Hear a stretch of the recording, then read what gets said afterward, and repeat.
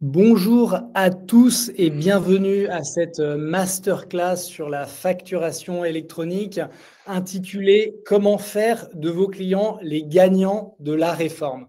Alors, je suis ravi de vous accueillir aujourd'hui et donc aux côtés de deux autres intervenants que sont Guillaume et David et à qui je demanderai de se présenter dans une minute. Donc, je vais commencer par me présenter. Donc, Charles Macaire, je suis directeur de l'activité expert comptable chez Conto. Et donc, pour vous donner un aperçu de ce qu'on propose aujourd'hui, il y a 3 propositions de valeur de l'environnement Conto auprès des experts comptables. Donc, il y a une première proposition de valeur qui est le module de dépôt de capital et de création d'entreprise qui est mis à disposition des experts comptables en lieu et place de leurs clients. Deuxième proposition de valeur, il y a la vue comptable, c'est-à-dire que n'importe quel expert comptable qui a un client TPE, PME sur un compte Conto peut avoir accès en vue comptable à l'ensemble de ces transactions, des pièces comptables, des justificatifs qu'il a mis à disposition. Et enfin, une offre de pré-comptabilité qu'on commercialise sous la marque Regat by Conto. Voilà, et qui est effectivement connecté et intégré à tous les logiciels de production comptable. Voilà. Donc, merci beaucoup. Je suis ravi d'animer cette masterclass aujourd'hui. Guillaume, est-ce que tu veux te présenter ? Oui, bonjour, bonjour à tous. Donc, moi, je suis Guillaume Kaplan, je suis le dirigeant et le fondateur de Bleez. Bleez, qu'est-ce que c'est? Ce sont deux solutions web. Une première solution de production comptable collaborative boostée par l'IA. On va de la captation des flux jusqu'à la production de l'alias avec la révision. Et une deuxième solution qui est une solution de gestion interne dans laquelle vous allez retrouver tout ce qui est production de lettres de mission, facturation et gestion des temps, avec 3 propositions de valeur, avec la réponse à votre obligation de qualité ordinale, la performance économique de votre cabinet et le management de vos collaborateurs avec le planning de charge. Voilà, je suis également ravi de pouvoir participer à cette masterclass. David? Bonjour à tous, bienvenue, puis merci pour cette invitation. Donc de mon côté, moi je suis expert comptable associé d'un cabinet. Je participe également au développement du logiciel Bleez sur plusieurs composants, entre autres la révision, la partie comptable et puis les développements liés à la facture électronique. À ce titre, je suis référent facture électronique au sein de mon cabinet, mais également au sein de Bleez. Très bien. Merci beaucoup de ce tour de table. Alors, je vous propose du coup maintenant de rentrer dans le vif du sujet avec 3 principales parties aujourd'hui. La première, c'est vraiment présenter la réforme à vos clients. On voit ça comme un facteur clé de réussite. Voilà. Et comment ne pas le présenter sous un angle qui serait une contrainte, mais plutôt une opportunité. La deuxième, c'est cartographier et diagnostiquer votre portefeuille de clients TPE-PME pour être sûr de bien prendre en compte les singularités et les spécificités de chacun de vos clients pour les accompagner au mieux. Et enfin, leverager, si j'ose dire, votre rôle de tiers de confiance pour prendre le parti, tirer parti de l'interaction et de la relation de confiance et stratégique avec vos clients TPE-PME pour les accompagner au mieux dans cette transition. Nous aurons une conclusion et enfin une phase de questions-réponses. Donc, premièrement, donc, si on revient aux grosses échéances de la facture électronique, il y a un premier jalon au 1er septembre 2026. Et alors, j'insiste parce que depuis des mois, on voit cette échéance se rapprocher, mais là, c'est dans moins d'un an. On est à 308 jours de cette première échéance où chaque entreprise et ETI devrait être complètement équipée à la fois en émission et réception sur le volet facture électronique et également sur le volet e-reporting. Et ce sera un premier jalon pour les TPE-PME qui devront être équipés en solutions de facture électronique pour la réception et qui auront, elles, les TPE-PME, un deuxième jalon au 1er septembre 2027 avec en plus le devoir de s'équiper en logiciel de facture, solution de facture électronique pour l'émission des factures et également s'équiper en matière de e-reporting. Donc, je rappelle rapidement les règles.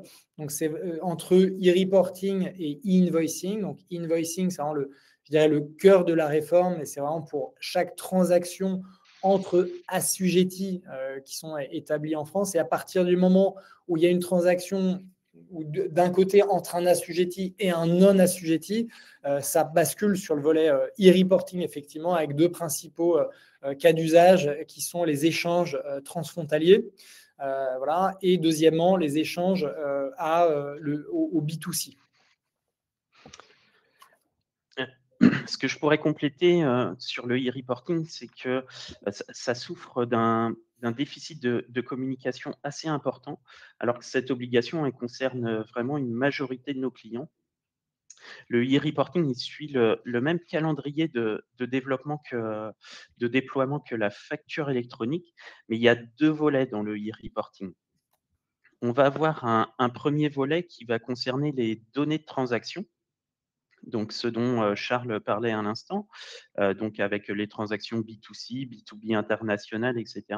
Et donc transmettre à l'administration fiscale toutes les opérations qui échappent à la facturation électronique obligatoire. Ça, c'est le premier volet, mais on a un deuxième volet sur les données de paiement. Les données de paiement, c'est quoi? C'est fournir à l'administration les informations qui lui permettront à terme de calculer la TVA qui est exigible sur les encaissements, donc pour les entreprises qui sont concernées par ce type d'exigibilité de TVA. On va notamment transmettre des informations sur des dates d'encaissement, des montants encaissés, mais aussi des factures concernées quand ce sera le cas. Et donc là, ce sont toutes les entreprises, qu'elles fassent du e-invoicing ou du e-reporting de données de transaction, qui sont concernées si elles sont sur la TVA, sur les encaissements. On a aussi des calendriers de transmission qui sont différents entre ces deux volets. Le volet e-reporting de données de transaction, ça va être des transmissions tous les 10 jours en réel normal mensuel, par exemple, tous les mois ou tous les 2 mois en fonction de notre régime de TVA. Donc, des obligations différentes en fonction du régime de TVA. Et le e-reporting des données de paiement, c'est pareil, ça va dépendre du régime de TVA de nos clients et ce sera tous les mois ou tous les 2 mois. Donc, il y a plusieurs volets dans ce e-reporting. Et pour rappel, effectivement, une PA doit être en mesure de supporter à la fois l'e-invoicing et l'e-reporting.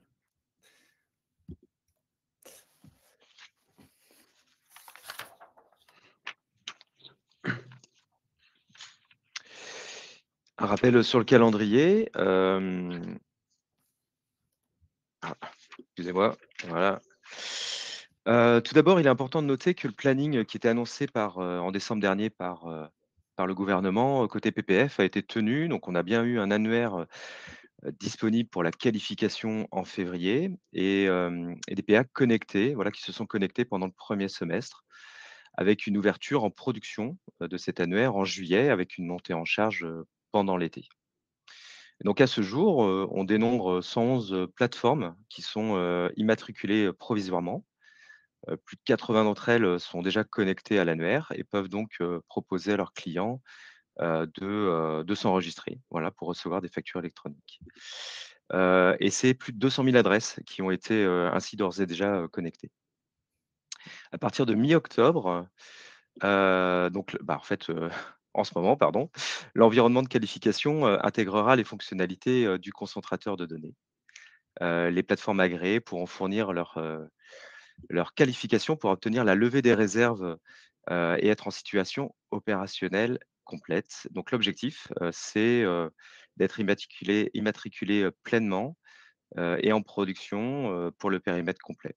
Donc il restera ensuite sur les quelques mois qui vont suivre, de passer l'audit de conformité, voilà, avant la date fatidique de septembre.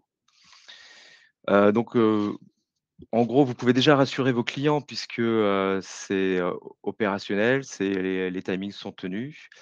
Hem, il faut aussi commencer dès maintenant, le temps que vous fassiez les audits, on va en reparler tout à l'heure des audits. Le choix de votre plateforme, voilà, la formation des équipes et les aspects techniques, le temps que vous fassiez toutes ces opérations seront, complètement, stabilisés. Effectivement, avant de rentrer dans le vif du sujet, faisons un point sur l'état de préparation actuelle, afin de savoir en fait où on en est collectivement. Et donc ce qu'on note, donc effectivement le 1er, chiffre, c'est 39 des entreprises se disent préparées à la facture électronique, contre 86 des cabinets qui se disent déjà engagés dans la réforme. Donc il y a quelque chose d'assez saisissant, c'est cette asymétrie, je dirais, dans la préparation.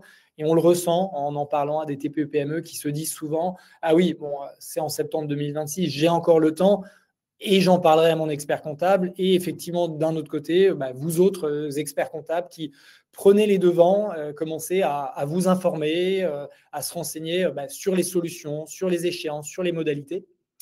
Et enfin, 60 des TPE-PME qui se disent prêtes à payer pour être accompagnées. Donc ça, c'est intéressant parce que derrière la contrainte réglementaire, il y a une véritable opportunité business pour les cabinets. Donc en synthèse, 3 points cruciaux. Il y a urgence, vous êtes légitime et c'est une opportunité business également pour les cabinets. Présenter la réforme à vos clients, donc rentrons dans le concret, va falloir leur en parler sous certains angles, de telle manière à ne pas les effrayer, mais à les rassurer, voilà, et de telle manière à ce qu'ils en voient l'intérêt. Effectivement, pour nos clients, on va avoir un certain nombre d'enjeux et de points à mettre en avant, notamment des gains de temps au niveau des tâches administratives, puisqu'on va pouvoir automatiser certaines tâches telles que de la transmission de factures, des suivis de règlements et donc du temps à récupérer pour nos clients pour développer leur activité. Donc il y a un réel enjeu sur la digitalisation et on va dire une amélioration des process avec des gains de temps ou des économies de temps, en tout cas pour les consacrer à d'autres tâches sur le développement de l'activité. On a aussi un enjeu sur la justesse de la déclaration de TVA parce que la TVA, notamment quand on va être en TVA sur les encaissements, il y aura un véritable enjeu vis-à-vis des déclarations de TVA. Et donc, s'y préparer dès maintenant, c'est vraiment important parce qu'on devra avoir des intégrations comptables qui sont sans faille pour avoir une seule source de vérité et donc des déclarations de TVA qui sont en conformité avec les informations que l'administration a pu recevoir de son côté avec le e-reporting des données de paiement dont on parlait un petit peu plus tôt. Et puis, le fait de se rendre conforme, c'est aussi éviter des sanctions qui existent et qui viendraient, on va dire, imposer des difficultés. Donc, il y a des sanctions, ça, ce sera la réalité, c'est la réalité. Mais plutôt que de les subir, c'est utilisons l'obligation pour moderniser les process, prendre une longueur d'avance éventuellement sur vos concurrents qui eux, ne prendraient pas la juste mesure de ce que la réforme peut apporter et, et éviter à tout prix sanctions et pénalités. Donc, plutôt transformer ça en opportunité. Et donc, vous allez vivre une formidable opportunité de devenir un garant technique pour les TPE que vous accompagnez. Et je vais vous parler en particulier de 3 obligations techniques.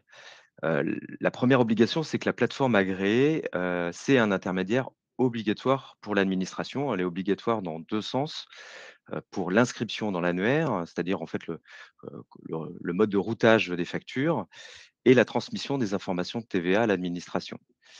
La deuxième obligation, c'est que cette plateforme, c'est comme un point névralgique dans l'écosystème technique qui va exister soit chez le client, soit dans votre cabinet. Donc elle doit s'intégrer parfaitement, cette plateforme Agri. En particulier, si vous avez un compte professionnel, des outils de gestion financière, un outil de comptabilité ou de pré-comptabilité, ben, ça c'est logique dans un cabinet, mais aussi un outil de facturation, un logiciel de caisse, une plateforme de e-commerce. Tout ça, ça doit s'interfacer parfaitement et sans couture dans la plateforme Agri. Voilà, donc ça c'est une deuxième obligation. La troisième obligation, c'est le format de facture. On parle beaucoup de Facture X. Facture X, c'est donc un PDF qui incorpore un petit fichier XML de description. Alors, ce petit fichier XML, il va permettre de pouvoir reconnaître à coup sûr les éléments de la facture. C'est quoi le montant hors taxe, c'est quoi la TVA, c'est quoi le sirène du client. Il existe aussi deux autres formats qui seront plutôt des formats à destination des multinationales ou des ETI. Ces formats, ils s'appellent UBL et C2I. Ce sont des formats XML, voilà, purement XML, il y a pas d'image et ce sont plutôt des normes internationales. Voilà pour les formats. On a également de cette obligation une opportunité majeure d'être au plus près dans l'accompagnement de nos clients. Ils attendent vraiment ça de nous, c'est qu'on soit présent auprès d'eux pour les aiguiller, les aider à aborder cette réforme. Et effectivement, l'accompagnement, il va être personnalisé en plus. Ça va pas être que de l'accompagnement standard. C'est en fonction du secteur d'activité de mes clients. Je vais pas avoir les mêmes obligations que je sois dans le BTP, dans le commerce, une profession libérale, une profession médicale. J'aurai vraiment des obligations différentes. Les professions médicales exonérées de TVA, elles devront par exemple n'être en mesure que de recevoir leur facture. Pour leurs actes exonérés de TVA, il n'y aura pas d'émission de facture. C'est le cas aussi d'un certain nombre de SCI, d'autres activités de location meublée, par exemple. Donc, il va falloir réussir à sensibiliser tous les clients, même ceux qui pensent être non concernés. Donc, il va falloir vraiment rentrer dans leur quotidien et être au plus près d'eux en fonction de leur secteur d'activité. On aura aussi un accompagnement différent en fonction des volumes, hein. Les volumes de factures, qu'on en ait 10 ou 1000, ça va pas être la même complexité à traiter, complexité des process, des outils. Donc, se rapprocher des besoins réels de vos clients. Leur maturité digitale aussi, elle va beaucoup influer là-dessus, puisque vos clients qui émettent par exemple encore de la facture sur Excel, comparé à ceux qui ont un ERP, eh bien, on ne va pas être sur les mêmes besoins.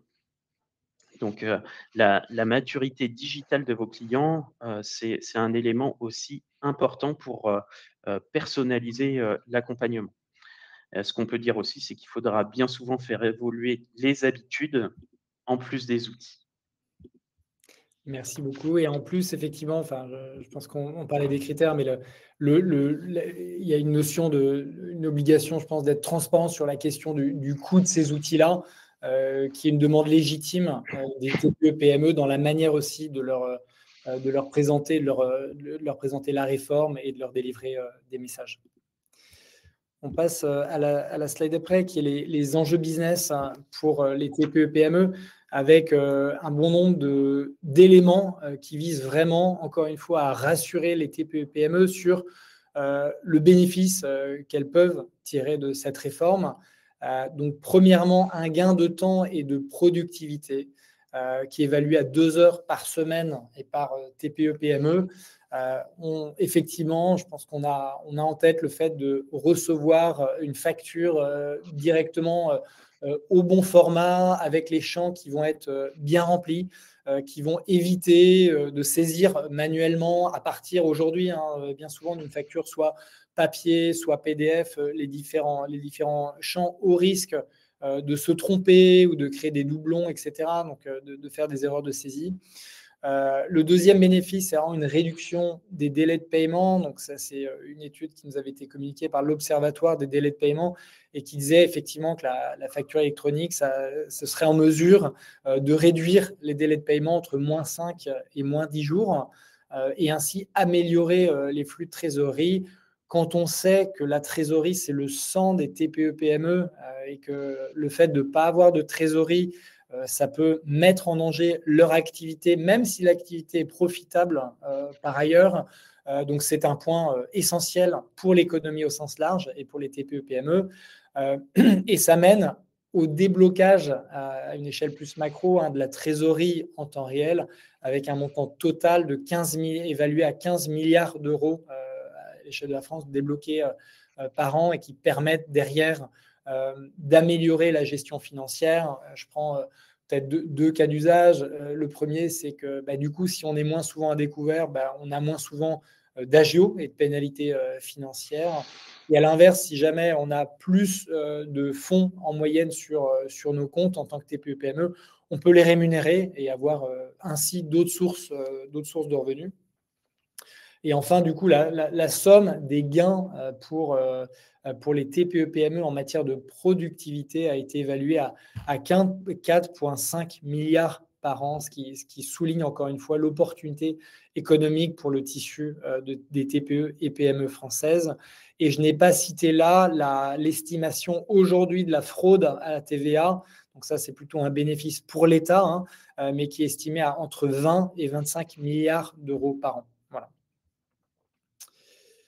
On passe à la slide suivante, et qui est de se dire qu'avant de proposer une solution, on veut effectivement proposer une bonne solution à vos entreprises, à vos clients. Et pour le faire, il faut effectivement cartographier et diagnostiquer l'existant, votre portefeuille de clients, pour être sûr de prendre part, en tout cas prendre en compte la bonne segmentation en fonction de la maturité digitale du secteur, voilà, et éventuellement avec des outils qui peuvent exister par ailleurs. Donc la première étape, c'est d'auditer votre portefeuille client. Alors pour auditer, vous avez plusieurs méthodes, plusieurs outils qui sont à votre disposition. Le premier outil, c'est simplement prendre un fichier Word et puis de compléter des questions. On peut faire un peu plus sophistiqué en créant par exemple un Google Forms ou un Microsoft Forms et envoyer cela à vos clients pour qu'ils puissent euh, s'auditer par eux-mêmes, voilà, en self-service. Et puis peut-être un troisième outil un peu plus puissant, un peu plus complet, c'est, si je peux le citer, c'est Confero IECF qui permet de faire ça. Voilà, donc 3 typologies de diagnostic. Alors, hem, que mettre comme question dans ce diagnostic? C'est des questions d'outillage, de volume, de processus existants. Par exemple, est-ce que, le client utilise un logiciel de caisse? Est-ce qu'il fait du e-commerce? Est-ce qu'il fait de la facturation? Voilà, donc ça, c'est 3 typologies d'émissions de factures de vente. Et ces factures de vente, est-ce que ça concerne, des particuliers, du B2C, du B2B, du B2J, pour tout ce qui est Chorus Pro? Est-ce qu'on facture en France ou est-ce qu'on facture à l'international? Du côté des achats, on va se reposer exactement les mêmes questions. Hem, voilà, mais aussi, qui valide la facture quand elle est reçue dans l'entreprise? Qui la comptabilise? Qui paye? Qui fait la TVA? Voilà, donc on va aussi diagnostiquer, ou établir le flux de traitement en interne, puisque ça aussi, ça va avoir une importance, en particulier dans le traitement du e-reporting. Et les outils, est-ce que les outils qui sont présents, est-ce qu'ils sont déjà compatibles? Voilà, est-ce que mon logiciel de caisse, heu, il est, heu, il est branché à une PDP ou est-ce qu'il n'est même pas certifié et auquel cas il va peut-être falloir le changer, quoi. Hem, c'est, heu, c'est aussi une formidable, opportunité cet audit, parce que vous pouvez, le valoriser. Alors l'audit en self-service, vous pouvez le rendre gratuit et puis diagnostiquer à l'intérieur peut-être les clients avec les problématiques les plus complexes et aller les voir en tête à tête, utiliser par exemple le produit, Confero IECF avec eux et poser un audit payant, voilà, et un accompagnement, hem, avec le souci du détail, voilà, avec le souci de qu'est-ce qui va se passer après. La deuxième étape, c'est la segmentation de votre portefeuille. Tous vos clients ont pas le même métier, ils ont pas la même maturité digitale, ils ont pas la même taille, ils travaillent pas dans le même secteur d'activité. Certains vont être, voilà, concernés par les logiciels de caisse ou d'autres par des problématiques de facturation comme dans le bâtiment. Il y a des spécificités qu'il va falloir, prendre compte. Pourquoi? Parce que la communication que vous allez faire, la sensibilisation que vous allez faire, elle va être dédiée. Voilà, vous allez pas parler de la même manière à un commerçant qu'à un artisan ou qu'à une profession libérale ou qu'à un vendeur, voilà, sur une plateforme type Amazon.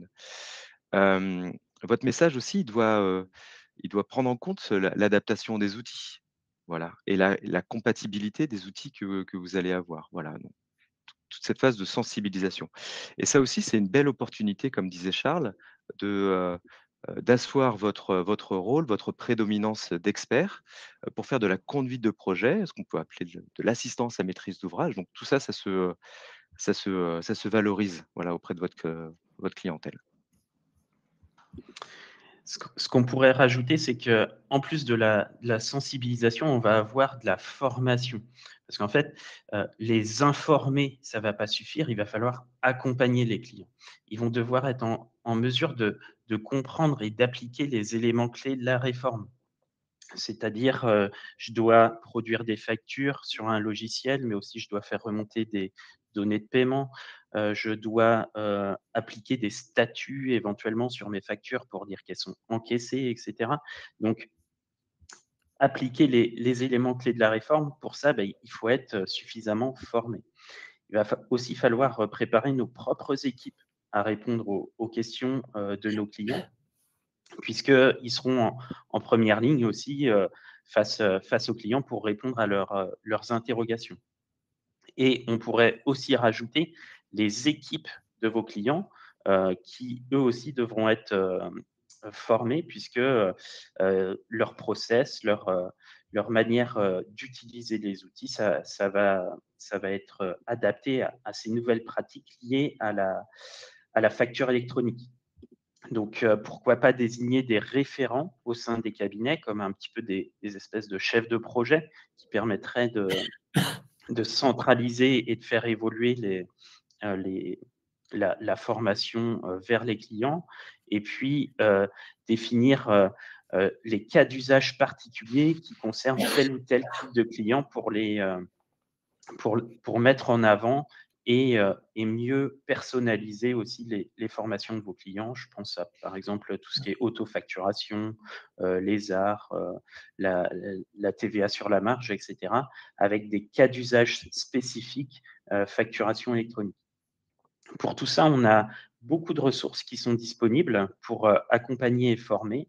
Je pense à tout ce qui est disponible, sur le site, de l'Ordre des experts comptables avec, IFAC Expert qui propose plein de supports de communication et de formation auprès des clients, mais aussi à destination des cabinets. On va avoir des formations spécialisées, hein, des sessions dédiées, par secteur ou des webinaires de l'ordre, par exemple. Donc il y a beaucoup d'outils.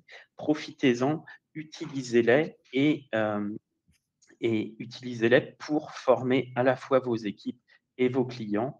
C'est une excellente manière de leur montrer qu'on est là au plus proche d'eux. Donc, on le sait, les experts comptables ne sont pas juste des prestataires techniques, ils sont des véritables tiers de confiance pour les TPE-PME et qui transforment une obligation en opportunité business.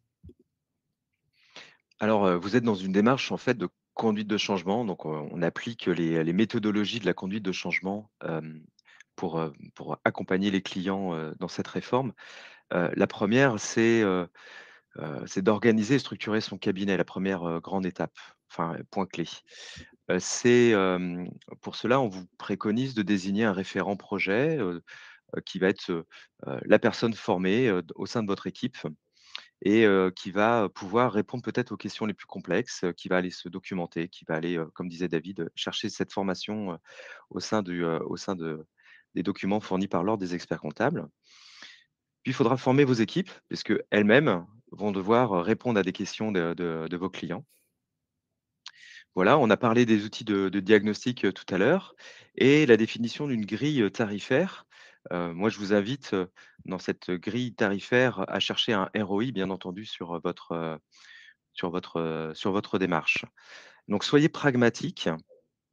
Vous avez 11 mois pour pouvoir accompagner vos clients. Donc, la première phase, c'est cette phase d'audit, de priorisation et de formation. La deuxième phase, peut-être on va dire début 2026, c'est de structurer votre offre et de choisir votre PA, voilà, vos outils. Dans la structuration de l'offre, moi je pense, alors on répète hein, ce qu'on a pu dire, mais l'offre de formation, l'offre d'assistance à maîtrise d'ouvrage, l'offre de mise à disposition des outils, voilà, comment les valoriser, les outils que vous allez acquérir. Peut-être aussi l'occasion de proposer de nouvelles offres, et je pense en particulier au full service avec, c'est l'occasion, hein, CPA de pouvoir proposer, une prestation de recouvrement ou une prestation de paiement de fournisseur, par exemple. Et puis dans 6 mois, c'est la phase de déploiement massif. Voilà, vous avez, heu, connaissance parfaitement de votre portefeuille client. Vous savez individuellement comment accompagner chaque client et ben, maintenant il faut les embarquer, il faut les inscrire dans l'annuaire. Ne Donc, faites pas tout en même temps, voilà, procédez étape par étape. Peut-être un dernier conseil. et la dernière étape, c'est effectivement choisir les bons outils. Il faut, au moment d'y aller, c'est quels sont les critères qui vous permettront de choisir l'outil le plus adapté, le plus juste pour vos clients. Les principaux critères, ce sont effectivement l'ergonomie, l'intégration, la capacité à collaborer en temps réel, le fait de pouvoir émettre un mandat de désignation directement depuis un outil qui puisse être validé, je dirais, envoyé par le client final et pouvoir avoir un cockpit aussi pour piloter l'ensemble des mandats de désignation. Et enfin, l'écosystème et l'interopérabilité pour que le changement avec les outils existants soit le moins lourd possible pour le cabinet. Nous passons maintenant à la valeur ajoutée de la réforme pour vous, experts comptables. Et qu'est-ce qui fait que vous avez un positionnement qui est unique? Premièrement, vous avez une connaissance de vos clients, de leur écosystème. Vous avez une relation de proximité qui est unique. Vous les voyez régulièrement. Et cette relation, elle est amenée à être encore plus temps réel avec cette réforme-là. Vous avez une expertise technique sur les enjeux comptables et fiscaux de manière générale et vous connaissez l'environnement et les contraintes de vos clients. Et enfin, du coup, vous avez à partir de ça l'opportunité de développer des nouvelles missions à valeur ajoutée.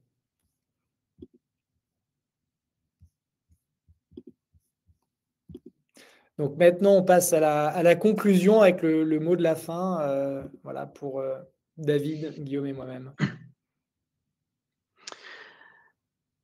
Donc, ce qu'on peut dire, c'est qu'il va falloir agir dès maintenant.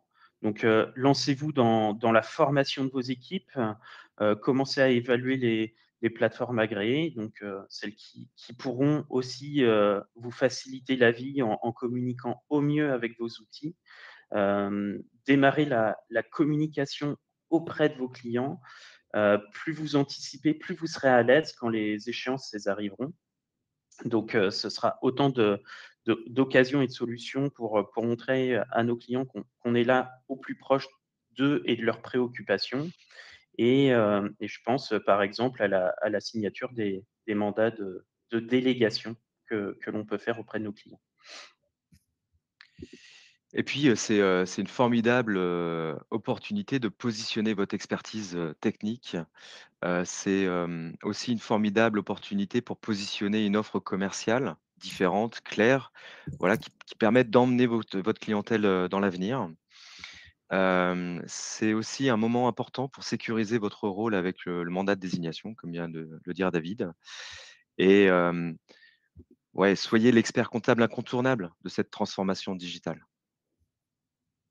Et enfin, choisissez les bons outils, les bons partenaires, privilégiez les outils collaboratifs qui vous permettent de travailler en temps réel avec vos clients. Je pense que temps réel, c'est un des éléments clés de cette réforme et du coup, les outils doivent vous permettre d'en tirer le maximum de bénéfices et avec effectivement l'écosystème interconnecté qui, encore une fois, va minimiser les besoins de changement et de changement d'outils et d'habitudes à la fois pour vous et pour vos clients TPE-PME. Nous arrivons du coup au terme de la phase de présentation. Voilà. Et nous entrons maintenant dans la phase de questions-réponses. Bonjour à tous, merci à tous les trois. On a quelques questions. On va essayer de consacrer ces dernières minutes. N'hésitez pas à poser vos questions dans l'onglet questions en bas si vous en avez. Une première question pour Charles. Mes clients me demandent régulièrement le coût d'une plateforme agréée. Que puis-je leur répondre ? Effectivement, alors la question du coup, elle est centrale, elle est très différente en fonction d'une solution à l'autre. Et en même temps, la question de coût, je pense le premier élément de discussion, c'est le fait, et j'en reviens aux éléments de langage, c'est vraiment d'emmener les clients en se disant qu'il y a des opportunités au sens large à adopter, je dirais, des outils pour adopter aussi cette réforme. Et donc, ils ont à y gagner, notamment les gains de productivité, etc. Après, il y a une deuxième type de coût qui est vraiment les notions de migration, de changement de logiciels, etc. Ça représente des coûts en changement, en fait, pour vous et pour vos clients. Et donc ça, c'est à regarder de très près dans le choix de la solution. Et enfin, il y a le coût de la PA elle-même, c'est-à-dire combien ça me coûte par mois. Et ça, c'est vraiment, ça va être variable d'une solution à une autre. Ok, très bien. Merci Charles. Une autre question pour Guillaume. Comment prioriser mes clients alors que j'ai un portefeuille extrêmement hétérogène ? Je pense que la bonne approche, c'est aussi de faire confiance à vos collaborateurs. Vous ne pouvez pas tout faire, vos collaborateurs, vous allez les former et eux-mêmes, vous pouvez leur confier une typologie de portefeuille. Voilà, à telle personne, je vais confier les commerçants, à tel autre, les artisans. Voilà, déléguer. En fait, comme dans toute bonne gestion d'entreprise, voilà, la délégation est un élément clé, quoi. Je me permettrais juste de rajouter qu'en complément, il y a des webinaires et des sessions de formation de l'ordre qui sont vraiment dédiées à ce sujet-là et qu'il est possible de retrouver dans la documentation au niveau du site du Conseil national. Merci. Troisième question pour David. Est-ce que le mandat de désignation et de délégation est obligatoire ? Alors effectivement, on parle de deux mandats distincts. D'un côté, on a le mandat de délégation et d'un autre, on a le mandat de désignation. Le mandat de désignation, il est obligatoire, incontournable. C'est le mandat par lequel l'entreprise, elle désigne là ou les plateformes qu'elle va utiliser. Ça, c'est leur obligation principale en termes de réception et ça doit être fait au plus tard en septembre 2026. Donc ça, c'est obligatoire. À côté de ça, on a le mandat de délégation. Ce mandat, qu'est-ce qu'il nous permet ? Il permet à nos clients de nous confier cette mission et nous déléguer le choix de la plateforme. Donc, c'est à la fois un grand acte de présence auprès de nos clients et aussi, nous, une sécurisation dans l'utilisation des outils ou des process qu'on va vouloir mettre en place chez nos clients. Donc, la délégation, elle nous permet ensuite de désigner pour le compte de nos clients les plateformes qu'ils utiliseront. Donc, deux mandats différents et mandat de désignation obligatoire. On va prendre une autre question qui revient aussi dans le chat. Comment gérer et embarquer des clients réfractaires à la réforme de la facture électronique ? Je pense que ce qu'on pourrait dire en premier, c'est qu'effectivement, on va avoir des clients qui soit qui sont non concernés, soit vraiment réfractaires. Il va falloir de la pédagogie il va falloir rabâcher, revenir vers eux sans cesse pour les sensibiliser et leur faire comprendre que c'est une obligation. Donc, il va falloir y aller. Il y a des sanctions qui existent, qui peuvent et qui seront sans doute assez lourdes au fur et à mesure du temps. Donc, on parle à l'heure actuelle de 15 € par facture, mais ça pourrait augmenter. Donc, des sanctions lourdes, des gains à faire et mettre en place un peu de pédagogie dans la mesure du possible pour les embarquer. Ouais, et puis si je peux compléter, comme dans toute conduite de projet, il y a des tips, voilà, pour convaincre les récalcitrants. La première étape, c'est bien de comprendre les points de résistance. Est-ce que c'est de la peur? Est-ce que c'est le manque de sens, manque de confiance? Est-ce que c'est une surcharge de travail? Voilà, et puis peut-être la deuxième étape, c'est aussi de donner du sens et de la vision à cette réforme. L'amende, c'est le bâton, mais il y a aussi des carottes. Donc, on peut, il y a ces 2 heures de gain de productivité, qu'on citait tout à l'heure. Donc, il faut mettre en avant également les bénéfices pour les clients de cette réforme. On a une question plateforme agréée. Un nouveau client a déjà opté pour une plateforme agréée. Ai-je la possibilité de lui faire changer de plateforme pour optimiser l'interaction avec mes applications comptables? Alors la réforme, c'est le dernier qui parle qui s'inscrit dans l'annuaire. Voilà, en gros, c'est ça. Donc oui, on peut faire changer le client, de plateforme mais une précision aussi, l'annuaire, on désigne la plateforme de réception dans l'annuaire. Voilà. Donc la plateforme de réception, en tant que cabinet d'expertise comptable, on a envie que ça arrive, allez, dans ses outils de production in fine, quoi. Donc on va faire en sorte que le cabinet maîtrise cette plateforme de réception. Maintenant, la plateforme d'émission, elle va être la plupart du temps liée aux outils de production de factures. Voilà, donc si vous avez un client qui utilise qui est restaurant, qui tient un restaurant, qui utilise un logiciel de caisse, bah, il va faire probablement son reporting avec l'APDP de son logiciel de caisse. S'il travaille dans le bâtiment avec un outil, de facturation, spécifique, c'est probablement aussi l'outil de facturation qui va imposer sa PA, d'émission. Voilà.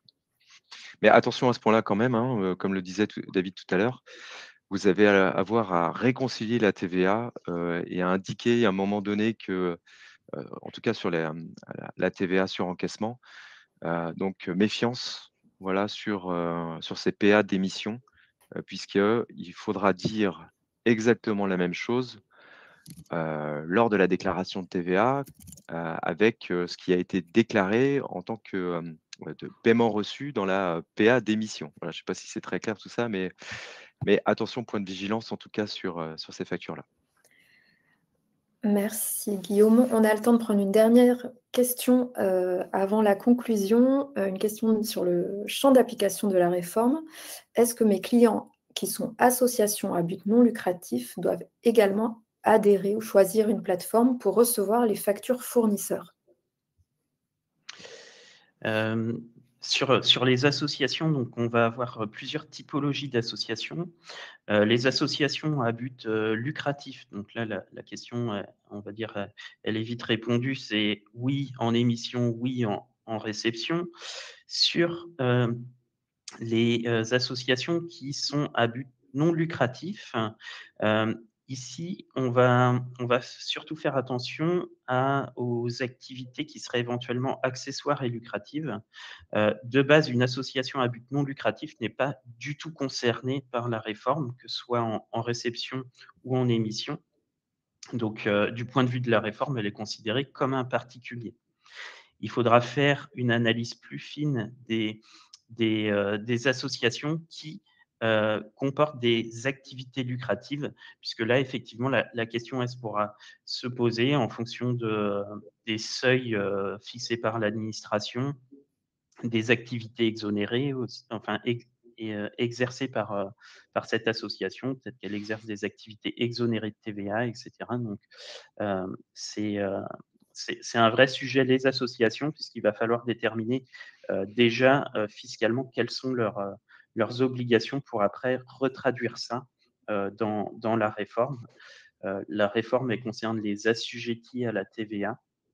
Donc, si mon association est considérée comme non assujettie à la TVA, a priori, elle ne sera pas concernée ni en émission ni en réception. Merci beaucoup. Nous arrivons au terme de cette masterclass. Je vous remercie tous les intervenants et les participants pour vos questions. J'aimerais vous laisser avec 3 convictions. La première, c'est que l'urgence est réelle et que maintenant, on est à peu près 300 jours des premières obligations et que même si les TPE-PME ne le réalisent pas complètement, en tout cas, ça arrive à grands pas. Deuxième, c'est que la réforme, c'est une opportunité exceptionnelle de transformation du métier d'expert comptable et de renforcer le rôle de partenaire stratégique que vous avez auprès de vos clients TPE-PME.